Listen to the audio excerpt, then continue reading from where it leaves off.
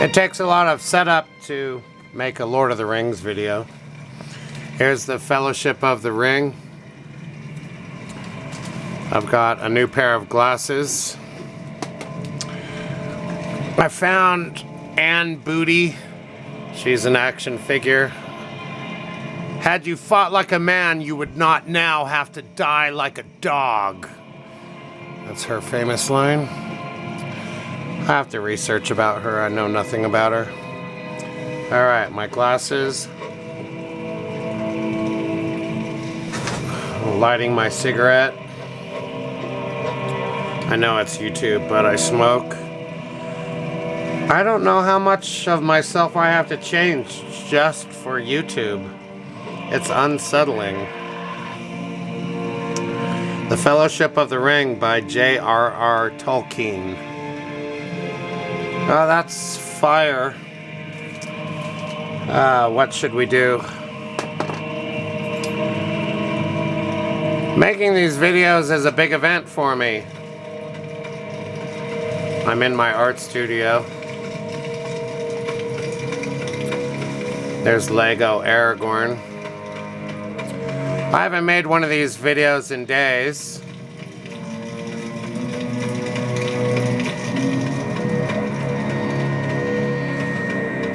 I could go to the Shire. This is a place that I need Gollum to climb up to get something up there. I don't know what. I just want to find a beautiful place so I can read the next page of the book. That looks very pretty, doesn't it? Okay, let me put on my glasses. I'm still moving in to my studio in Reno, Nevada. Okay, the glasses are on. And here's my magic card that I use as a bookmark. Civvies, valor.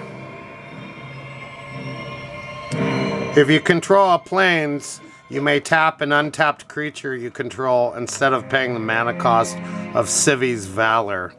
All damage that would be dealt to target creature this turn is dealt to you instead.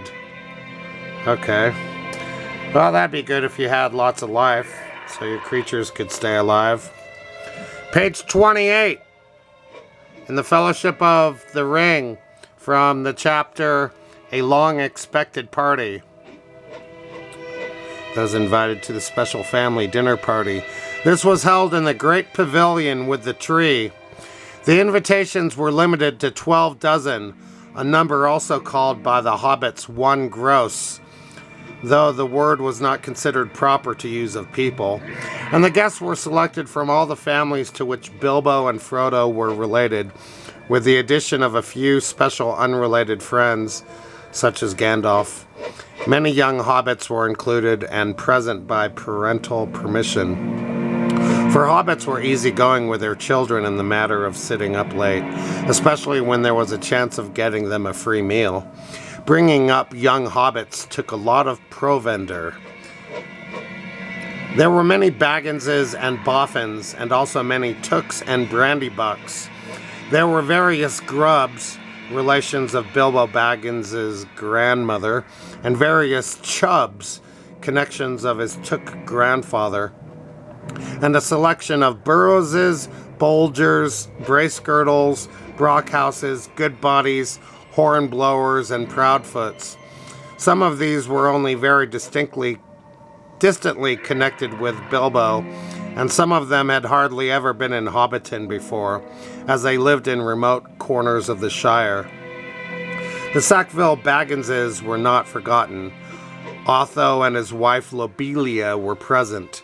They disliked Bilbo and detested Frodo, but so magnificent was the invitation card, written in golden ink, that they had felt it was impossible to refuse.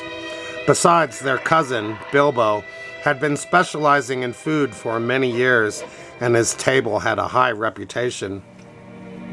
All the 144 guests expected a pleasant feast. though they rather dreaded the after-dinner speech of their host, an inevitable item. He was liable to drag in bits of what he called poetry, and sometimes, after a glass or two, would allude to the absurd adventures of his mysterious journey. The guests were not disappointed. They had a very pleasant feast, in fact, an engrossing entertainment, rich, abundant, varied, and prolonged. The purchase of provisions fell almost to nothing throughout the district in the ensuing weeks, but as Bilbo's catering had depleted the stocks of most stores, cellars, and warehouses for miles around, that did not matter much. After the feast, more or less, came the speech. Most of the company were, however, now in a tolerant mood, at that delightful stage which they called filling up the corners. They were sipping their favorite drinks and nibbling at their favorite dainties, and their fears were forgotten. They were prepared to listen to anything and to cheer at every full stop. "My dear people," began Bilbo, rising in his place. "Hear, hear, hear," they shouted, and kept on repeating it in chorus, seeming reluctant to follow their own advice. Bilbo left his place and went and stood on a chair under the illuminated tree. The light of the lanterns fell on his beaming face. The golden buttons shone on his embroidered silk waistcoat. They could all see him standing, waving one hand in the air. The other was in his trouser pocket. "My dear Bagginses and Boffins," he began again, "and my dear Tooks and Brandybooks, and Grubbs and Chubbs and Burrowses and Hornblowers and Bulgers, Bracegirdles, Goodbodies, Brockhouses, and Proudfoots." "Proud feet!" shouted an elderly hobbit from the back of the pavilion. His name, of course, was Proudfoot, and well merited. His feet were large, exceptionally furry, and both were on the table. "Proudfoots," repeated Bilbo. "Also my good Sackville Bagginses that I welcome back at last to Bag End. Today is my 111th birthday. I'm 111 today. Hooray, hooray, many happy returns," they shouted, and they hammered joyously on the tables. Bilbo was doing splendidly. This was the sort of stuff they liked, short and obvious. "I hope you are all enjoying yourselves as much as I am." Deafening cheers, cries of yes and no. Noises of trumpets and horns, pipes and flutes, and other musical instruments. There were, as has been said, many young hobbits present. Hundreds of musical crackers had been pulled. Most of them bore the mark Dale on them, which did not convey much to most of the hobbits, but they all agreed they were marvelous crackers. They contained instruments, small but of perfect make and enchanting tones. Indeed, in one corner, some of the young Tooks and Brandybucks, supposing Uncle Bilbo to have finished, since he had plainly said all that was necessary, now got up an impromptu orchestra and began a merry dance tune. Master Everard Took and Miss Melly-Low Brandybuck got on a table and with bells in their hands began to dance the Springle Ring. A pretty dance, but rather vigorous. But Bilbo had not finished. Seizing a horn from a youngster nearby, he blew 3 loud hoots. The noise subsided. "I shall not keep you long," he cried. Cheers from all the assembly. "I have called you all together for a purpose." Something in the way that he said this made an impression. There was almost silence, and 1 or 2 of the Tooks pricked up their ears. "Indeed, for 3 purposes. First of all, to tell you that I am immensely fond of you all, and that 111 years is too short a time to live among such excellent and admirable hobbits." Tremendous outburst of approval.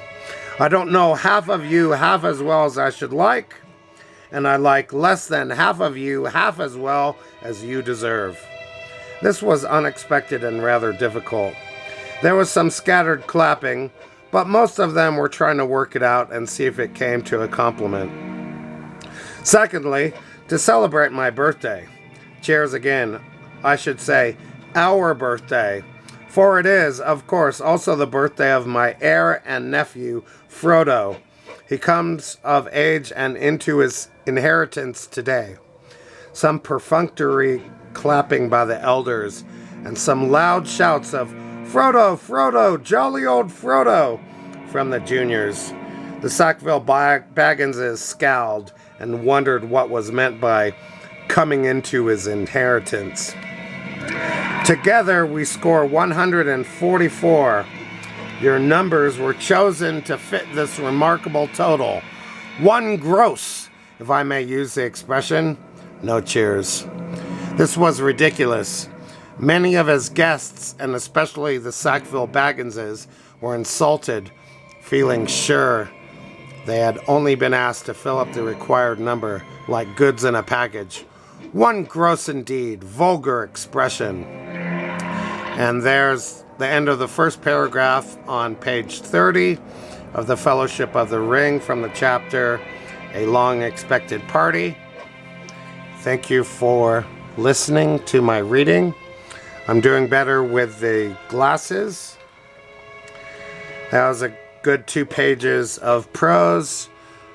I had already read page 28, but I read it again to get back into the story. And I think it helped warm my voice up for page 29. More Lord of the Rings to come in the future.